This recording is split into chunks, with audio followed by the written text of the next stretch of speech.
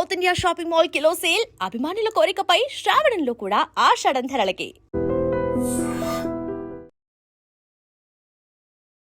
ప్రతిపక్ష నాయకుడు రాహుల్ గాంధీ మీద సుప్రీంకోర్టు కీలకమైనటువంటి వ్యాఖ్యలు చేసింది. నిజమైనటువంటి భారతీయుడైతే మీరు అలాంటి వ్యాఖ్యలు చేయరు. భారత్ జోడో యాత్ర 2022లో జరిగింది. ఆ మాటలు ఇప్పుడు ఎందుకు ప్రకంపనలు కల్పిస్తున్నాయి? ఇదే కదా ప్రాబ్లం. గౌరవ్ గొగోయ్ ఏం మాట్లాడతారు, ఆయన మీద ఆరోపణలు ఉన్నాయి already that is an ISI agent అని చెప్పి, which is unsubstantiated but correct. Himanta Biswa Sarma case వేశాడు that he went and stayed in Pakistan for 1.5 years అని చెప్పేసి.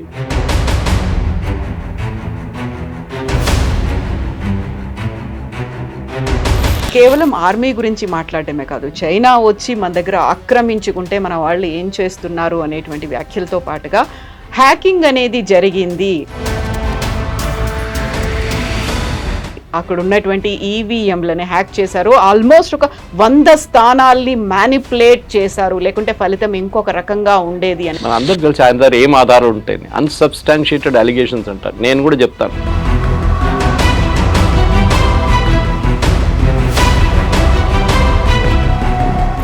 $17 years వాళ్ళ ఫ్యామిలీకి luckily army stood by them. Army salary ఇచ్చారు, వాళ్ళ ఇల్లు అక్కడనే ఉంచుకున్నారు, వాళ్ళ పిల్లల ఎడ్యుకేషన్ చూసుకున్నారు, అన్ని ఆర్మీ వాళ్ళు చూసుకున్నారు. కానీ ఆరోపణలు చేసి ఆయన కెరియర్ కంప్లీట్గా డిస్ట్రాయ్ చేశారు.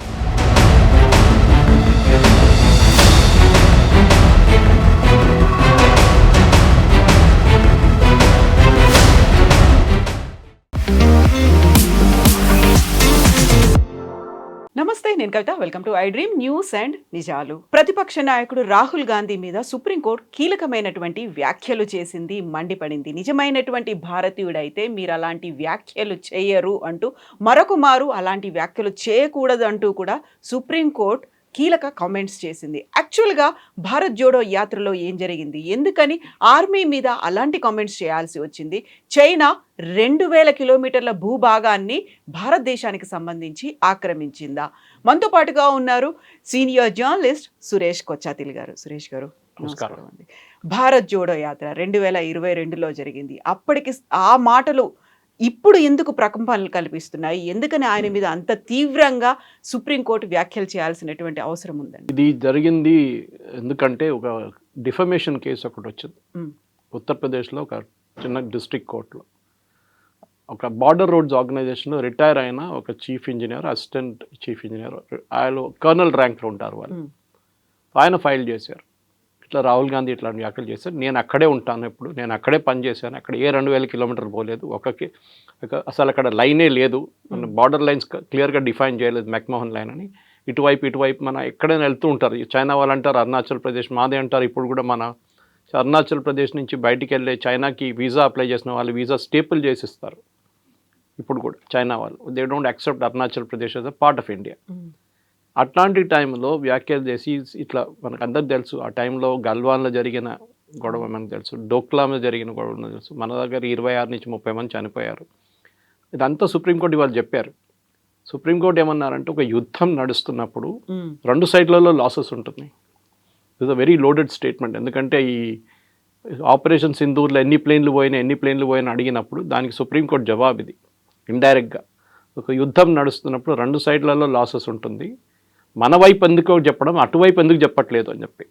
చైనా వాళ్ళు వచ్చి మన సోల్జర్స్ని కొడుతున్నారంటే మన వాళ్ళు ఏం చేయట్లేదు, మన సోల్జర్స్, ఇండియన్ సోల్జర్స్ కేపబుల్ కాదు, దే ఆర్ యూస్లెస్ అని రాహుల్ గాంధీ స్టేట్మెంట్. అది ఫస్ట్ టైం కాదు ఇదంతా. మీకు గుర్తుంటుంది, దీనికన్నా ముందు కూడా వీర్ సవర్కర్ గురించి కామెంట్ చేశారు, దానికి కోర్టుకు వెళ్ళి అపాలజైజ్ చేశారు. పెద్ద స్టేట్మెంట్ ఇస్తుండే ఎప్పుడు, మై సవర్కర్ నై హూ గాంధీ హూ అని చెప్పి.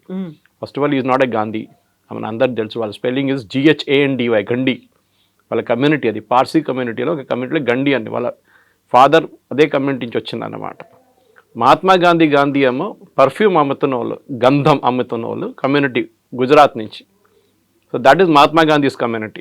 కానీ అది GNDH అది కూడా కాదు, కానీ వాళ్ళు కరెక్ట్ ఫామ్ వచ్చేస్తుంది అనమాట. వాళ్ళు పర్ఫ్యూమ్లు అమ్ముతుండే, generation before they to sell perfumes.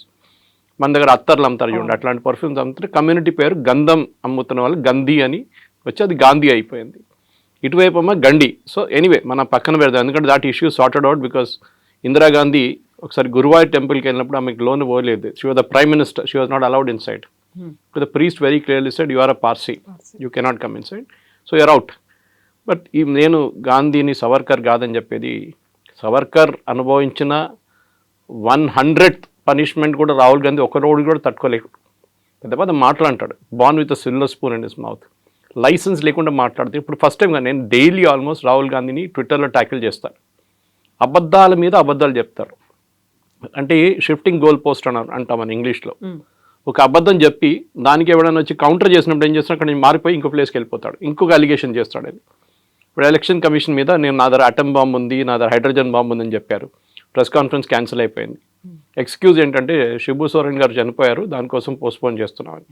కాదు, పాసిబ్లీ అభిషేక్ మను సింఘ్వి ఇవాళ కోర్టులో అపియర్ అయిన కాంగ్రెస్ సీనియర్ అడ్వకేట్, ఆయన చెప్పుంటాడు ఇట్లాంటి పనులన్నీ చేయకు, ఆల్రెడీ సుప్రీంకోర్టు కోపంలో ఉంది, నువ్వు వెళ్తే మళ్ళీ ఇంకోటి కేసు వేస్తాడు, మళ్ళీ నేను కోర్టుకి వెళ్ళాల్సి వస్తుంది, మళ్ళీ నేను తిట్లు వినాల్సి వస్తుంది జడ్జెస్ దగ్గర అని.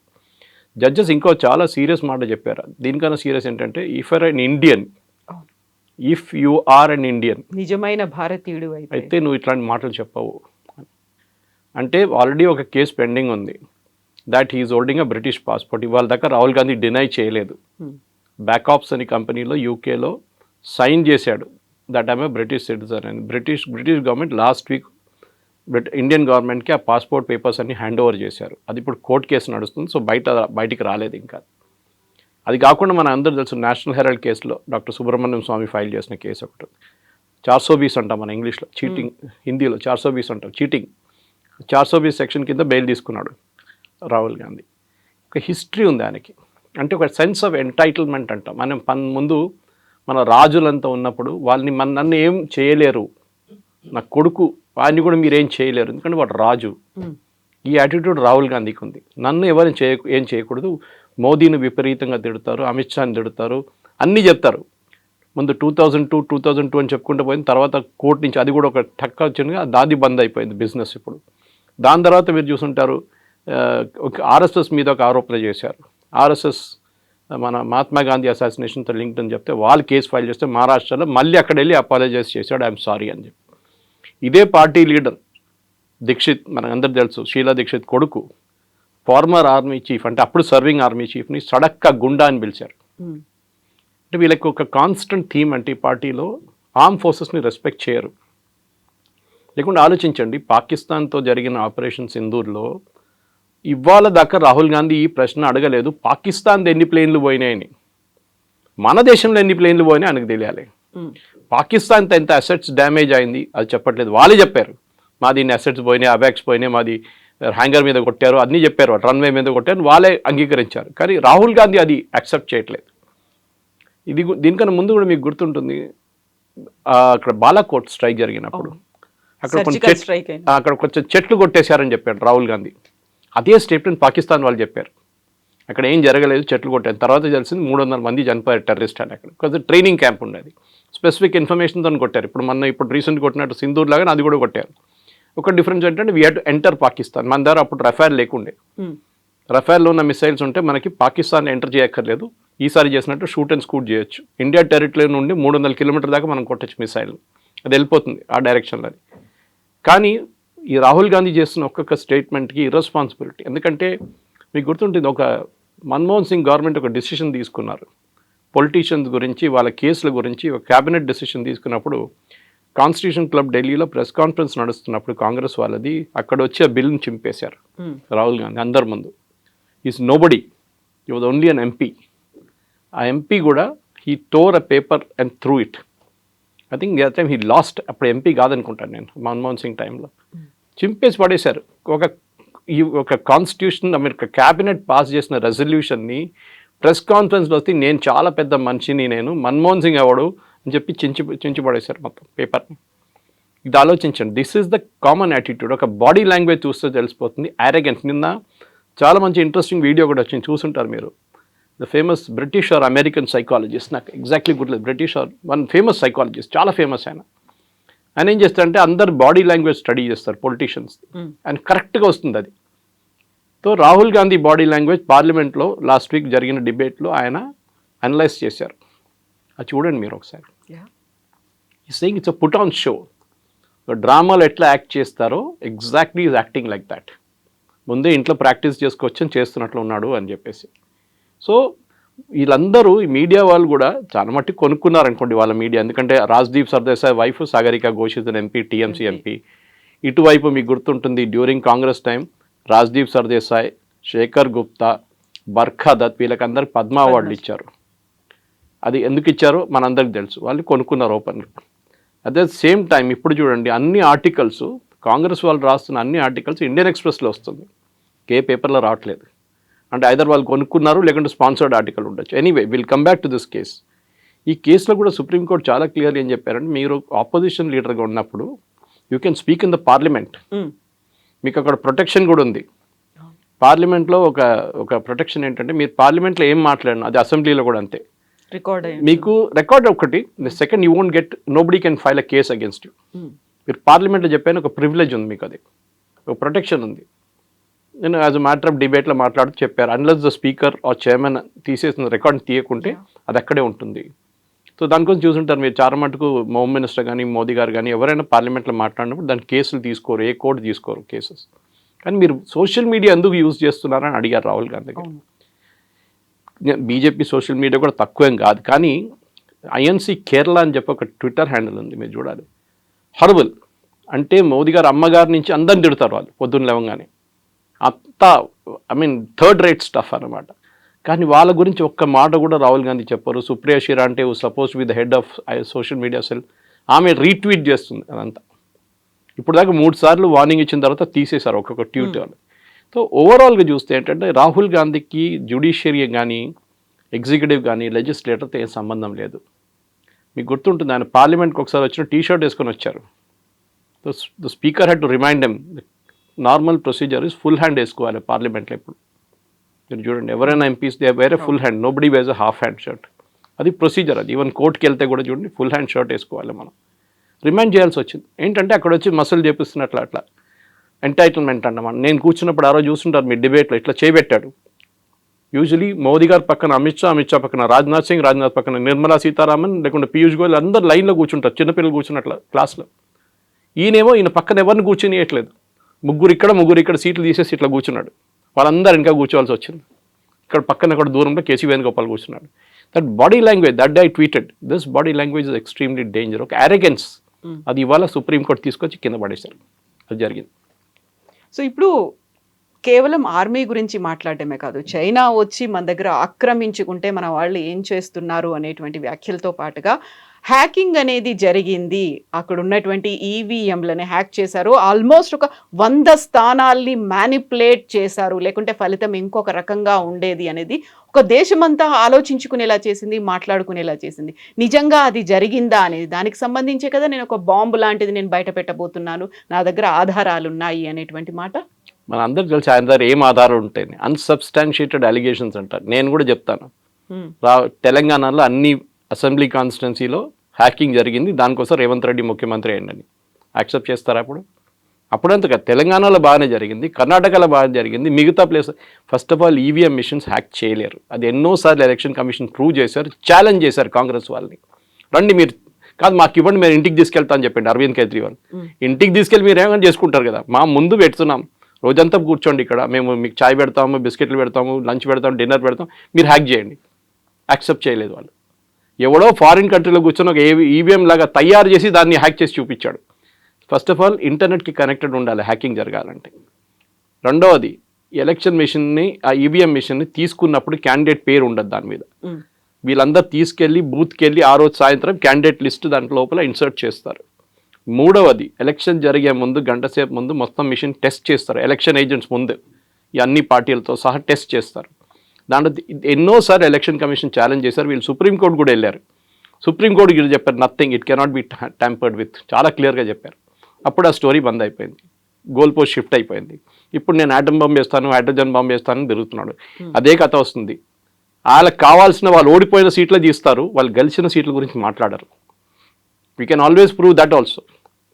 ఇది చెప్పేది ఏంటంటే వీళ్ళు కిషన్గంజ్లో లాస్ట్ టైం, కిషన్గంజ్ అని బీహార్లో కాన్స్టిట్యున్సీ ఇది, 65% Muslims, 65% most of them are Bangladeshis. అక్కడి నుంచి వచ్చి ఇల్లీగల్గా సెటిల్ చేసుకుని కిషన్గంజ్ వెస్ట్ బెంగాల్ పక్కన ఉంటుందన్నమాట. అక్కడ సెటిల్ అయిపోయారు. ఇప్పుడు ఫస్ట్ ఆ కాన్స్టిట్యున్సీలో ముస్లిమ్స్ 10% కూడా లేకుండే, ఇప్పుడు 65% ముస్లిమ్స్ అయిపోయారు with in a matter of 20 years. అంటే 4 లోక్సభ ఎలక్షన్ జరిగే టైంలో 5 లోక్సభ మారిపోయింది, ప్రొఫైల్ మారిపోయింది కాన్స్టిట్యున్సీ. అక్కడ మొన్న చేసినప్పుడు తెలిసింది ఏంటంటే ఒకరికి 3 కార్డులు, ఒకరికి 2 కార్డులు, ఒకటి 5 కార్డులు ఉన్నాయి అక్కడ. దానికోసం పాపులేషన్ కూడా మారిపోయింది, డెమోగ్రఫిక్ మారిపోయింది. రాహుల్ గాంధీ చెప్తున్నారు కదా చైనా వాళ్ళు వచ్చి తీసుకెళ్లారు. ఇవి కిషన్ గాంధీ చూసుకుంటే తెలిసిపోతుంది మీకు ఎందుకు జరుగుతుంది అదని. నేను ట్యాంపర్ చేశాను చెప్తున్నా. ఇది tampering is because illegal voting is there. మీరు మహారాష్ట్రలో ట్యాంపరింగ్ అన్నారు, ఏమైంది? శరద్ పవార్ మాట్లాడలేదు, ఉద్ధవ్ ఠాక్రే మాట్లాడలేదు, ఈయనొక్కరే చెప్పుకుంటే పోతున్నాడు. వాళ్ళకి ఇద్దరికి ప్రాబ్లం లేదు, వాళ్ళు తెలిసిపోయింది. ఈవెన్ ఒమర్ అబ్దుల్లా చాలా మంది స్టేట్మెంట్ ఇచ్చారు ఆ టైంలో, మీకు గుర్తుంటుంది. ఓడిపోతే ఓడిపోయిందని చెప్పాలి, మళ్ళీ దాని గురించి జస్టిఫై చేయక్కర్లేదు. You have lost. I also last election. పోయిన ఎలక్షన్ నేను ఓడిపోయాను అంతా అయిపోయింది.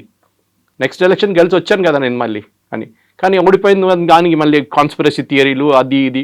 ఇప్పుడు వచ్చే ఎలక్షన్కి రెడీ అవుతున్నాడు, ఎందుకంటే నెక్స్ట్ ఎలక్షన్ ఓడిపోతే కూడా ఇదే ఎక్స్క్యూజ్ ఇస్తాడు, ఈవీఎంలు ట్యాంపరింగ్లు. ఎందుకంటే వీళ్ళందరూ పుట్టింది పెరిగిందంతా బూత్ క్యాప్చరింగ్లో. మీకు గుర్తుంటుంది ఎట్లా పాత సిస్టంలో మొత్తం బ్యాలెట్ పేపర్లు తీసుకెళ్ళిపోయి ఇంట్లో కూర్చొని కొడతారు వీళ్ళు, తీసుకొచ్చి డబ్బలు పడేస్తారు.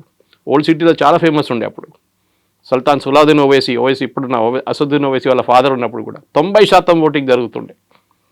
చనిపోయిన వాళ్ళు కూడా వచ్చి ఓటేస్తారు చాలామంది దాంట్లో.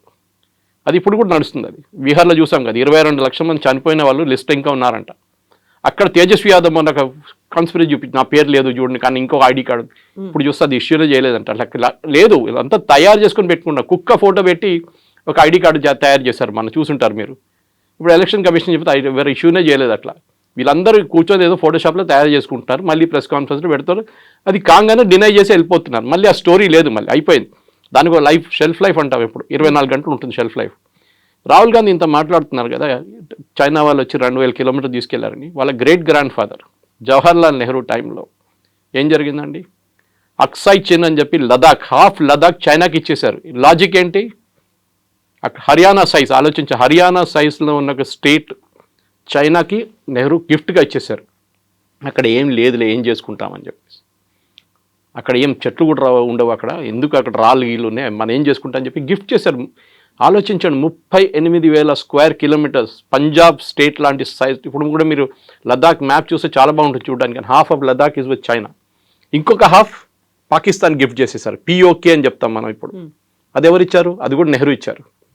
ఎందుకంటే ఆ రోజు 1947లో ఆ టైంలో డిలే చేశారు కావాలని చెప్పి నెహ్రూ. వేరే Sardar Patel wanted army to be, that's a different story altogether. కానీ రాహుల్ గాంధీకి అక్కడ మిగతా వాళ్ళ మీద ఆరోపణలు చేయడం, ఆయన గురించి ఆయన మాట్లాడరు. ఏది నేషనల్ హెరాల్డ్ కేసు కానివ్వండి, ఆగస్టా వెస్ట్లాండ్ కేసులో అందరికీ తెలుసు డబ్బులు ఎవరికి వెళ్ళింది. ఆ డబ్బులు తీసుకున్నాడు లండన్లో కూర్చున్నాడు, very close friend of Vadra. ఆయన మీద అరెస్ట్ వారెంట్ ఉంది, ఆడు అక్కడ కూర్చున్నాడు. ఇక్కడ వాద్రాని క్వశ్చన్ చేశారు. మన ఆగస్టా వెస్ట్లాండ్లో even the chief of air staff జైలుకి వెళ్ళాల్సి వచ్చింది, మీకు గుర్తుంటుంది. ఇదంతా జరిగిన లంచాల మీద లంచాలు ఈ ఫ్యామిలీలో. బోఫోర్స్ మన అందరికి తెలుసు, వెరీ ఫేమస్. అది పాపం రాజీవ్ గాంధీ తల మీద వచ్చి పడేది, కానీ రాజీవ్ గాంధీ అసలు డబ్బులు సంపాదించలేదు. మన but we all know Ottavio క్వార్టరాచికి 10% కమిషన్ పోయిందని ఆయన ఒప్పుకున్నాడు కోర్టులో. Ottavio Quattrocchi is very close friend of Sonia Gandhi, relative వాళ్ళు. ఆయన వస్తూ పోతుంటారు వాళ్ళ ఇంట్లో. ఇప్పుడైతే లేట్ మనం చనిపోయిన ఆయన 3-4 years ముందు పోయిన ఆయన మలేషియాలో పట్టుకుని అన్ని. There are plethora of cases. కానీ ఈయనది ఏంటంటే ఒక స్పెషాలిటీ, వాళ్ళ సెట్ ఆఫ్ మీడియా వాళ్ళు ఉంటారు, వాళ్ళని పిలిచి వాళ్ళ ముందు కూర్చొని ఒక డ్రామా చేస్తాడు. వాళ్ళు ఏం క్వశ్చన్లు అడగరు, ఏమంటారు మోదీ గారు ఎప్పుడు ప్రెస్ కాన్ఫరెన్స్ చేయరు, చూడు నేను చేస్తున్నానని చెప్పేసి. ఇట్లాంటి ఆరోపణలు. I'm very happy actually. Supreme court ఇది కాదు, అది స్టే చేయకుండా ఉండాలి. Defamation should go on. ఈయన కాకపోతే బార్డర్ రోడ్స్ ఆర్గనైజేషన్ ఆయనకి డెసిగ్నేషన్ కరెక్ట్ కాదు అది ఇదని చెప్పి అభిషేక్ మను సింఘ్వి ఇవాళ ఆర్గ్యూ చేశారు. తప్పని చెప్పట్లేదు, ఆయనకి ఏమైంది దీని చైనా తీసుకెళ్లారంటే ఒక బార్డర్ రోడ్స్ ఆర్గనైజేషన్ మనిషికి ఏమైందని అడుగుతున్నారు. How is he related to the case? సరే రేపు ఒక retired lieutenant colonel, retired major, retired brigadier case ఏమని చెప్పండి. సంతోష్ బాబు గారిని చంపేశారు కానీ వాళ్ళ ఫ్యామిలీ కేసేయచ్చు. They insulted him. కర్రలు తీసుకొని కొట్టారు, 26 మందిని కొట్టారు. ఇదంతా రాహుల్ గాంధీ చేస్తున్నారు. అంటే మన సోల్జర్స్ ఏం చేయలేదు, ఇట్లా చూసుకొని నిలబడి ఉన్నారు, వాళ్ళు వచ్చి కొట్టారంట చైనా వాళ్ళ మన్ని. They are questioning the integrity of our soldiers. అంటే మనం ఆలోచించండి, కష్టపడి -40 degreesలో, అదే వాళ్ళు సుప్రీంకోర్టు కూడా చెప్పారు, -40 degreesలో they are standing out there. ఇంకా డిఫరెంట్ కేసులు of course. It was the Punjab police ఒక ఒక కర్నల్ని అసాల్ట్ చేసిన కేసులు. -40 degreesలో వాళ్ళకి ఆ కొండ మీద నిలబడి ఇండియాని గార్డ్ చేసిన మనిషిని మీరేమంటున్నారు? వాడు పని చేయట్లేదు అంటున్నారు. మీరు ఉన్నారని అడిగారు supreme court. Where you there when this happened? చూసారా మీరు? మీరు చూసారా? ఆరోపణలు చేయడం చాలా ఈజీ. మీరు చూసారా? మీరు అక్కడ ఉన్నారా అని అడిగారు. This is a great lesson. ఇట్లా కాదు, ఇంకా చాలా ఉన్నాయి ఇట్లాంటిది. They should be regular cases filed. In fact నేను ఎన్నోసార్లు ఈ ఆపోజిషన్ వాళ్ళకి సజెస్ట్ కూడా చేశాను. ఇక్కడ స్టేట్లో ఉన్న ఆపోజిషన్ లీడర్స్ని. రాహుల్ గాంధీ చేసిన అన్ని దానికి కాన్స్టిట్యూషన్ మీద ఉన్నాయి ఆరోపణలు. Election commission is a constitutional body. వాళ్ళ మీద ఆరోపణలు చేయడం చాలా ఈజీ. కానీ remember, Rahul Gandhi opposition leader కానీ ఎంపీగా ప్రమాణ స్వీకారం చేసినప్పుడు కొన్ని వర్డ్స్ యూజ్ చేశారు. I will preserve, protect and defend the constitution of India as by law established. అంటే చట్టం ఒకటి ఉంది, దాన్ని నేను ప్రొటెక్ట్ చేస్తాను. కానీ ఆ ప్రొటెక్ట్ చేసే బదులు దాని మీద ఆరోపణలు చేస్తున్నారు. So he can be disqualified straight away. నేను దీంట్లో ముందుకు చెప్పాను మీకు, కేరళలో ఒక ఎగ్జాంపుల్ ఇచ్చాను. And should be done. ఆయన్ని కోర్టుకి తీసుకెళ్ళి డిస్క్వాలిఫై చేయాల్సిందే. ఎందుకంటే ఆల్రెడీ ఒక కేసు నడుస్తుంది, ఒకటి స్టే ఉంది దాని మీద. ఆయన మూడు సంవత్సరాలు జైలుకి పంపించిన కేసు నడుస్తుంది అది. సో అది దాన్ని స్టే ఇచ్చారు. ఆ కేసు ఇంకా ఫినిష్ కాలేదు, అది ఎక్కడో పడుంది అక్కడ చెత్తలో. దానికోసం ఆయన ఎంపీ స్థానం కూడా కొన్ని రోజులు పోయినాయి ఆయనకి. ఇది జరగాల్సింది ఇప్పుడు. దట్ అరెగెన్స్ చూడండి. నేను ముఘల్ రాజా కొడుకు, నేను ఒక ఎంటైటిల్ ఫ్యామిలీ నుంచి వస్తున్నాను, నేను ఏమైనా చెప్పొచ్చు, ఎవరికి మీద ఏదైనా ఆరోపణలు చేయొచ్చు. లేదు, ఎందుకంటే వాళ్ళ పార్టీలో ఇన్నర్ పార్టీ డెమోక్రసీ అని లేదు. పాపం నరసింహరావు గారి దగ్గర నుంచి మనం నేర్చుకోవాల్సిందే. You are the only prime minister who stood up to the Gandhis, fake Gandhis. Only prime minister. ఏం చేశారండి ఆయన డెడ్ బాడీకి? ఏఐసిసి ఆఫీస్ లోపల తీసుకెళ్ళలేదు. మాజీ ప్రధానమంత్రి, ఢిల్లీలో సంజయ్ గాంధీకి ఒక సమాధి ఉంది పెద్దది. What post did Sanjay Gandhi hold అండి? What post? మినిస్టర్గా ఉన్నారా? ప్రైమ్ మినిస్టర్గా ఉన్నారా? జస్ట్ బికాజ్ ఈ ఫ్యామిలీతో కనెక్షన్ చెప్పేసి పెద్ద సమాధి కట్టారు.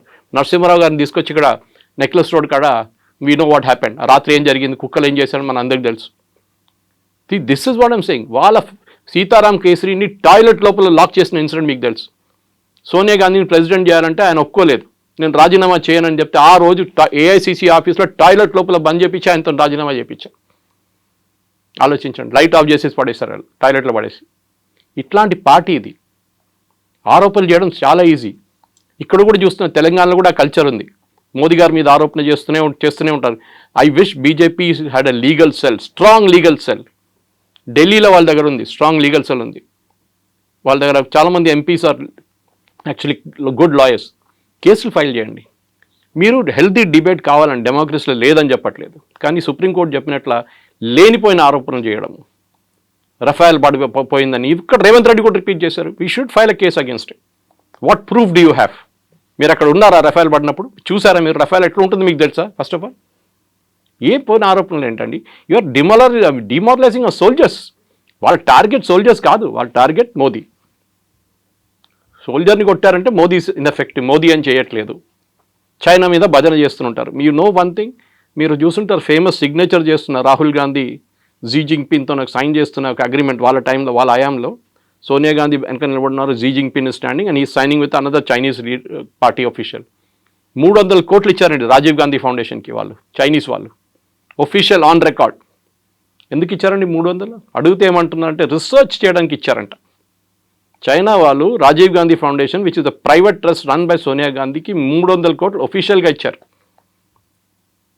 అందరు తెలుసు రఫేల్ని ఎందుకు ఆపారండి, ఇంత ట్రై ఎందుకు చేశారు? Narasimhan Ram Hindu, communist party of India card holding member Rahul Gandhi. Last supreme court ఏం చెప్పారండి? Nonsense, nothing in. కానీ మళ్ళీ నిన్న మొదలు పెట్టాడు, Rafale is not a good aircraft, దానికోసం రఫేల్ పాకిస్తాన్ వాళ్ళు కొట్టారని చెప్పి. ఎక్కడ కొట్టారండి పాకిస్తాన్ వాళ్ళు? You are insulting our air force pilots. వాళ్ళ కేపబిలిటీ ఏదని చెప్తున్నారు మీరు. మీరు క్రిటిసైజ్ చేయండి. MiG-21 should be scrapped, it should be done away immediately. నేను కూడా అగ్రీ చేస్తాను. ఫ్లయింగ్ కాఫిన్స్ అంటాం దాన్ని. చాలామంది పైలట్స్ చనిపోయారు. ఎప్పుడో 84లో రిటైర్ చేయాలండి ఆ ఎయిర్క్రాఫ్ట్. మనం ఇప్పుడు కూడా మనం సెప్టెంబర్లో we're finally saying goodbye to it. కానీ ఇది కాదు. మీరు ఆరోపణ చేసినప్పుడు you should be a responsible person. మీరు ఏదో రోడ్డు మీద తిరుగుతున్న మనిషి కాదు. You are and leader of the opposition. మీరు చెప్పే ఒక్కొక్క మాటని అనలైజ్ చేస్తారు. అది నేను ఎప్పుడు చెప్తాను, పొలిటీషియన్ అడ్వైజ్ చేస్తాను. నన్ను ఎవరైనా పొలిటీషియన్ కట్టుకుంటే నేను చెప్తాను వాళ్ళకి. కొండా విశ్వేశ్వరరెడ్డి కానివ్వండి, ధర్మపురి అరవింద్ కానివ్వండి, దే ఆర్ ఆల్ రియలీ చాలా కమ్యూనికేటివ్ మనుషులు. నేను ఎప్పుడు చెప్తూనే ఉంటాను వాళ్ళకు కూడా. నేను అడ్వైస్ ఇస్తే చెప్తాను, we should be very careful with data. మన డేటా పెట్టుకునే మాట్లాడాలి మనం. We should never go out of that. ఎందుకంటే మీరు ఏదైనా ఆరోపణ చేసిన రేవంత్ రెడ్డి మీద ఆరోపణ చేశానండి, డబ్బులు సంపాదించని చెప్పి నేను నాకు ఆరోపణ చేయొచ్చు. Do have a proof? I don't have a proof. నేను చెప్తాను ఏదో ఇంటర్ కనెక్టెడ్ కేసు పెడతాను, అది గుర్తుందా ఎమ్మెల్సీ ఎలక్షన్ కోసం అప్పుడు జరిగిన దాంట్లో డబ్బులు ఇచ్చాడు అది అని చెప్పి ఇంటర్లింక్ చేస్తాం దాన్ని. That is not the right way to do it. ఎవరైనా కానీ ముఖ్యమంత్రి అయినా కానీ ఈ షుడ్ బి రెస్పెక్టెడ్. కానీ మీరు ముఖ్యమంత్రిగా ఉన్నప్పుడు మీరు ఆరోపణ చేయడం, మీరు లీడర్ ఆఫ్ అపోజిషన్ కూడా మీరు ఆరోపణ చేయడంలో ఎస్పెషలీ మన ఆర్మ్ ఫోర్సెస్ మీద వాళ్ళ మొరాల్ దెబ్బతింటుంది. ఇప్పుడు కూడా చూడండి వాళ్ళ మీద కన్సిస్టెంట్గా ఇవాళ కూడా నిన్న కూడా చేశాడు రఫేల్ రఫేల్ రఫేల్ రఫేల్. ఎన్ని ఎకరాట్ పోయింది, ఎన్ని ఎకరాట్ పోయింది, ఒక్క మాట కూడా పాకిస్తాన్ ఎన్ని ప్లేన్లు పోయినా అడగట్లేదు. విచ్ ఇస్ వాట్ నాకు చాలా కోపం వస్తుంది దాని మీద. అయితే ఇక్కడ అభిషేక్ సింఘ్వి కూడా సుప్రీంకోర్టులో వాదించాడు. ప్రతిపక్ష నాయకుడు కాబట్టి ప్రజల గురించి మాట్లాడుతున్నారు, సమస్యల గురించి మాట్లాడుతున్నారు, అందులో తప్పేముంది అనేది ఆయన వర్షన్ కదా. సుప్రీంకోర్టు ఏం చెప్పారు? మీరు పార్లమెంట్లో మాట్లాడండి, సోషల్ మీడియాలో కాదని చెప్పారు. You're leader of opposition the parliament, not in the road. Social media కాదు మీ వెపన్. మీరు పార్లమెంట్లో వెళ్ళి చెప్పండి ఈ మాట, గవర్నమెంట్ అక్కడ రిప్లై ఇస్తారు మీకు. మీరు పార్లమెంట్లో అడగరు, ఎందుకంటే అప్పుడు government has immediate right to reply. పార్లమెంట్లో ఒకటి ఉంటుంది, ఈల్డింగ్ అంటాం మనం. ఇప్పుడు మోదీ గారు మాట్లాడుతున్నప్పుడు ఆయన అపోజిషన్గా అక్కడి నుంచి రాహుల్ గాంధీ లేసారనుకోండి, బ్రిటిష్ స్టైల్, మన democracy coming from the British style, yielding అంటాం. అంటే మోదీ గారు కూర్చుంటేనే రాహుల్ గాంధీ మాట్లాడొచ్చు, అది చేయడు. రాహుల్ గాంధీ ఇప్పుడు చూస్తుంటారు, మీరు మొన్న కూడా పార్లమెంట్ బయట చెప్పి నన్ను మాట్లాడనీయలేదన్నారు. Leader of opposition, leader of the house మాట్లాడిన తర్వాతనే మాట్లాడతారు. ఆయన కూడా ఒక సెట్ టైమింగ్ ఇస్తారు. టైమింగ్ ఇచ్చారు, టైంకి రాలేదు. తర్వాత వచ్చి నాకు ఇప్పుడు కావాలండి. ఇప్పుడు ఎట్లయిపోయిందంటే మనం ఈ లైన్లో నిలబడతామని చూడండి, ఒకసారి ఏదైనా సినిమా థియేటర్ కాదు ఇంకెక్కడైనా లైన్లో నిలబడుతున్నప్పుడు రైల్వే స్టేషన్ తీసుకు, ఇప్పుడు అక్కడ కూడా లైన్ లేవు అనుకోండి, ఒకటి సైడ్ నుంచి వచ్చి సడన్గా దూరిపోతాడు లోపలికి. ఏం చేస్తారు అందరు కలిసి, వెనకగలరా అని చెప్తారు అందరు. రాహుల్ గాంధీ ప్రాబ్లం ఇది. ఆయనకు సెన్స్ ఆఫ్ ఎంటైటిల్మెంట్ ఉంటుంది. నేను ఎప్పుడు వచ్చి కూర్చుంటాను నా టేబుల్, నేను అప్పుడే మాట్లాడతాను. అది ఎట్లా ఇస్తారండి? ఆల్రెడీ ప్రొసీజర్ నడుస్తుంది పార్లమెంట్లో. మీ పార్టీకి 2.5 గంటల టైం ఇచ్చారు. మీ లీడర్ ఆఫ్ ఆపోజిషన్ మీరు డిసైడ్ చేయాలి ఎవరికి ఎంత టైం తీసుకుని. మీరు 2.5 గంటలు మాట్లాడుతుంటే మాట్లాడండి, no problem. But you will get only 2.5 hours and that to allocate as per time. మీరు చెప్పాలి ఇన్ని టైం నుంచి ఇంత టైం దాకా వీళ్ళు మాట్లాడతారు, గౌరవ్ గొగోయ్ మాట్లాడతారు, వాళ్ళు మాట్లాడతారు, వీళ్ళు. అది కాదు కదా. వాళ్ళ పార్టీలో కూడా ఇన్ పార్టీ డెమోక్రసీ అంటారు. మొన్న జరిగిన డిబేట్లో Manish Tiwari and Shashi Tharoor are not given a chance. Manish Tiwari గారు చెప్పారు, మనీష్ తివారీ సమజ్దార్కో ఇషారా కాఫీ, మై సైలెన్స్ విల్ స్పీక్ అన్నారు. మీరు ఒక ఇన్నర్ పార్టీ డెమోక్రసీ మోదీ గారు అందరినీ చేస్తున్నారు, కానీ మీ పార్టీలో ఉన్న 2 of the best leaders especially Shashi Tharoor, ఆయన మీరు మాట్లాడనీయలేదు మన డిబేట్లో. మీ చెంచాలను అందరినీ పెట్టుకున్నారు లైన్లో. ఇదే కదా ప్రాబ్లం. గౌరవ్ గొగోయ్ ఏం మాట్లాడతారు, ఆయన మీద ఆరోపణలు ఉన్నాయి already, that is an ISI agent అని చెప్పి, which is unsubstantiated but correct. Himanta Biswa Sarma case వేశాడు that he went and stayed in Pakistan for 1.5 years అని చెప్పేసి. మరి అందరికి తెలుసు ఆ కేసు ఏంటనేది, అది నడుస్తుంది ఇంకా. కానీ అది కాదు ద పాయింట్ ఇస్, మీరు అక్కడ కూడా పార్లమెంట్లో కూడా ఆరోపణ చేస్తున్నప్పుడు గవర్నమెంట్కి రైట్ ఆఫ్ రిప్లై ఉంటుంది. బయట మోదీ గారి మీద ఆరోపణ చేస్తూ మోదీ గారు మళ్ళీ వచ్చి ఇంకో ప్రెస్ కాన్ఫరెన్సో లేకుంటే సోషల్ మీడియాలో రిప్లై చేయరు. మాలాంటి వాళ్ళు రిప్లై చేస్తారు వెళ్ళి అక్కడ. బీజేపీ ఐటీసీలు అంతా కూడా ఎఫెక్టివ్ కాదు. మాలాంటి వెళ్ళి డిఫెండ్ చేస్తారు. అప్పుడప్పుడు అమిత్ మాల్వియా గారు స్టేట్మెంట్ ఇస్తారు, నాకు కూడా పంపిస్తారు ఆయన స్క్రీన్ షాట్ దాన్ని, this is what I spoke about అని చెప్పేసి. కానీ కన్సర్టెడ్ ఎఫెక్ట్ ఒక లీడర్ ఆఫ్ అపోజిషన్ నుండి మెచ్యూరిటీ ఉండాలి. ఎమోషనల్ మెచ్యూరిటీ, ఫిజికల్ మెచ్యూరిటీ కాదు. ఎమోషనల్ మెచ్యూరిటీ రాహుల్ గాంధీకి లేదు. ఇప్పుడు కూడా 52, 53 అయింది అంటున్నాడు. కానీ మొన్న సైకాలజిస్ట్ అని అనలైజ్ చేసిన అదే అంటున్నాడు, ఒక 18 year old పిల్లోడు ఎట్లా బిహేవ్ చేస్తారో అట్లనే బిహేవ్ చేస్తున్నాడు ఈ అబ్బాయి. 53 అయిపోయింది కానీ ఆయనకి మెచ్యూరిటీ రాలేదు ఇంకా. ఆమె అనుకుంటా అంటే నేను ఇట్లా డ్రామా చేస్తే అందరు చూస్తారు, అందరు వా రాహుల్ గాంధీ అంటారు, కానీ ఎలక్షన్లో లాస్ట్ వెళ్ళి మోదీగా ఓటేస్తారు వాళ్ళు.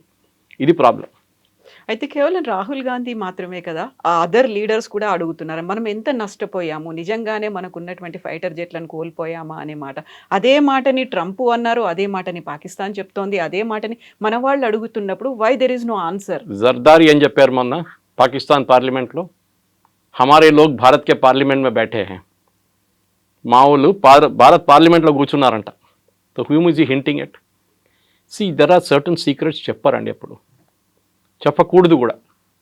71 వార్లో మనది 65 ప్లేన్లు పోయినాయి. మనది 71 బంగ్లాదేశ్ వార్లో జరిగింది 3 వారాలు అంతే, 65 ప్లేన్లు పోయినాయి. We have lost 600 prisoners of war. పాకిస్తాన్కి వెళ్ళారు, ఒక్కడు కూడా మనకి రిటర్న్ దొరకలేదు ప్రిజనర్స్ ఆఫ్ వార్. మన దగ్గర ఉన్న 93,000కి వాళ్ళకి ఇచ్చేస్తాం, 93,000 మందిని బంగ్లాదేశ్లో క్యాప్చర్ చేసిన వాళ్ళని. అదంతా మాట్లాడుకుంటూ పోతే చాలా ఉన్నాయి. మన రాజ్నాథ్ సింగ్ గారు, అమిత్ షా గారు కూడా తీసేశారు మన స్టాటిస్టిక్స్తో సహా. ఆరోపణలు చేయడం సరే, ఇది ట్రంప్ ఎందుకు చేస్తారండి? Is the commercial market. Rafale పనికిరాదు, నా ధర F-35 ఉందా కొనుక్కోండి. ఇది ఎట్లయిపోయిందంటే, మీరు ఒక కార్ తీసుకున్నారు, రేపు కూడా వచ్చి అంటే ఈ కారా, అరే ఇది చూసిన 10 యాక్సిడెంట్ జరిగింది, ఎందుకు తీసుకున్నా ఈ కార్, నా దగ్గర ఇంకా మంచి కారు ఉంది, సేఫ్టీ ఫీచర్స్ చాలా మంచిది అంటారు. లారీకి వెళ్ళి కొడితే లారీ వాడు చనిపోతాడు, మీకేం కాదంటాడు. అట్లాంటి చాలామంది ఉన్నారు చేసేటోళ్ళు. So this is the commercial market. దానికోసం ఫ్రాన్స్ డిఫెండ్ చేశారు చూడండి. ఒక్క రఫేల్కే ఏదో ప్రాబ్లం ఉంది, అది కూడా 17,000 ఫీట్లో. It had an engine issue, it had be brought down. దానికోసం ఎయిర్ మార్షల్ భారతి ఆ రోజు ప్రెస్ కాన్ఫరెన్స్ చాలా క్లియర్గా చెప్పారు, ఆపరేషన్ సింధు టైంలో. None of our pilots were lost. None of our assets were lost. Assets అంటే వాళ్ళ దాంట్లో aircraft language, air force language. None of them వాళ్ళు చెప్పిన తర్వాత మళ్ళీ ఈయనకేంటండి ప్రాబ్లం? కొన్ని సీక్రెట్స్ ఎప్పుడు బయట చెప్పారు. ఒసామా బిన్ లాడన్ బాడీ చూపించారండి, యూఎస్ వాళ్ళు తీసుకెళ్ళి అమెరికాకి తీసుకెళ్లారా? ఊరేగింపులు తీసుకెళ్లారా వాళ్ళు? కాదు కదా. వాళ్ళు అయిపోయింది, క్రితం చేసి ఎక్కడ పోయింది బాడీ ఎవరికి తెలియదు. ఇక్కడేమో బాలకోట వెళ్ళి కొడితే చెట్లు కావాలి. సర్జికల్ స్ట్రైక్ చేసినప్పుడు గుర్తుంటుంది, రాహుల్ గాంధీ ఏమన్నారు, నాకు డెడ్ బాడీలు కావాలి, ప్రూఫ్ చూపించాలి. అంటే వాళ్ళు చంపిన టెర్రరిస్ట్ని అందరి భారతదేశం తీసుకొచ్చి డిస్ప్లే చేయాలంట. సర్జికల్ స్ట్రైక్ అండ్ వెళ్ళారు, కొట్టేశారు, వచ్చేసారు, అయిపోయింది గంట సేపట్లో ఫినిష్. ఎందుకంటే సోల్జర్స్ ఎంటర్డ్ పాకిస్తానీ టెరిటరీ, చాలా డేంజరస్. వాళ్ళు ఒక్కడు కూడా దాంట్లో చనిపోతుంటే మోదీ గారి మీద అందరు కలిసి పడుతుండే. మణిపూర్ వైపు కూడా జరిగింది. దానికన్నా 2 వారాల ముందు మణిపూర్ వైపు మనం ఒక సర్జికల్ స్ట్రైక్ చేశాం. ఊరి మూవీ చూస్తుంటే మీకు గుర్తుంటుంది, ఓపెనింగ్ సీన్ వాజ్ దాట్. చాలామందికి తెలియదు, ఎందుకంటే వాళ్ళు ఏదో నార్మల్ ఆర్మీ సీన్ అనుకుంటారు. చాలా ఉన్నాయి అట్లాంటిది. కానీ మన సోల్జర్స్ మొరాల్ మీరు డౌన్ చేయకండి. మీరు మోదీ గారికి ఏ ప్రాబ్లం లేదు, కానీ డోంట్ ఎవర్ ట్రై, బికాస్ వాళ్ళ ఫ్యామిలీ సంగతి ఆలోచించండి. వాళ్ళ ఫ్యామిలీ మీద ఎట్లా ఉంటుంది. మొన్న పురోహిత్ మీద చేసి మాలేగాం చేసిన 17 సంవత్సరాల కెరియర్ పోయిందండి. ఎవరు తీసుకొస్తారు వాపస్ ఇప్పుడు? ఈ కూడా మన బ్రిగేడియర్ బై నౌ 17 years. వాళ్ళ ఫ్యామిలీకి luckily army stood by them. Army salary ఇచ్చారు, వాళ్ళ ఇల్లు అక్కడే ఉంచుకున్నారు, వాళ్ళ పిల్లల ఎడ్యుకేషన్ చూసుకున్నారు, అన్ని ఆర్మీ వాళ్ళు చూసుకున్నారు. వాళ్ళకి తెలుసు that this guy was working for us, for the Indian army. కానీ ఆరోపణలు చేసి ఆయన కెరియర్ కంప్లీట్గా డిస్ట్రాయ్ చేశారు. Who will bring back that 17 years no? వీళ్ళు ఆన్సర్ చేయాలండి. వీళ్ళు ఈ ఆరోపణ చేస్తున్న వాళ్ళు పొద్దున్న లేవగానే అబద్ధాలు చెప్తారు, అబద్ధాల మీద అబద్ధాలు. దానికి భజన మండలి ఒకటి ఉంది పాడడానికి, తోడు పాడడానికి. ఖర్గే గారు కానీ, ఇక్కడ రేవంత్ రెడ్డి గారు అందరు భజన పాడతారు. కేసీ వేణుగోపాల్, సుప్రియా షిరాంటే, జయరాం రమేష్, పవన్ ఖేరా అందరూ ఉన్నారు ఫుల్ భజన్ మండలి. ఎందుకంటే ఫ్యామిలీ లెడ్ పార్టీ అండి, ప్రైవేట్ లిమిటెడ్ కంపెనీ ఇది. మీరు చూస్తుంటారు ప్రైవేట్ లిమిటెడ్ కంపెనీలు మాట్లాడితే ఎండి కొడుకు తర్వాత వాళ్ళ కొడుకు, వాళ్ళ తర్వాత వాళ్ళ కూతురు, ఇట్లా నా లైనేజ్ ఉంటుంది. ఎవరు వ్యతిరేకంగా మీరు మాట్లాడలేరు, తీసి పడేస్తారు, కరిపాకు పడేస్తున్నట్లు మిమ్మల్ని పక్కన. ఇది కూడా అంతే. చూడండి, వాళ్ళ పార్టీలో వాళ్ళ వ్యతిరేకంగా మాట్లాడిన మనుషులు ఎక్కడన్నా ఉన్నారా? You go back to Nijalingappa and that time, నీలం సంజీవ్ రెడ్డి టైంలో ఏం జరిగింది మన అందరికీ తెలుసు. కామరాజ్ గారిని ఏం చేశారు చెప్పండి? ఈ was the tallest leader in Congress. 2 ప్రధానమంత్రిని నామినేట్ చేసి తయారు చేసిన మంచి కామరాజ్, లాల్ బహదూర్ శాస్త్రి అండ్ ఇందిరాగాంధీ. ఏం చేశారు లాస్ట్లో? ఇందిరాగాంధీ ఆయన తీసి పక్కన పడేశారు. ఆయన కాకుండా ఆయనే ప్రధానమంత్రి అయిపోతుండే ఈజీగా. But he didn't. కానీ అట్లా ట్రీట్ చేస్తారు వీళ్ళు. నరసింహారావు గారిని ఎట్లా ట్రీట్ చేస్తారో, సీతారాం కేసుని ఎట్లా అట్లనే వాళ్ళ పార్టీలో వాళ్ళ గురించి మాట్లాడకపోతే టామ్ వడక్కన్ ఇప్పుడు బీజేపీలో ఉన్నారు. Rajaji grand son is in BJP.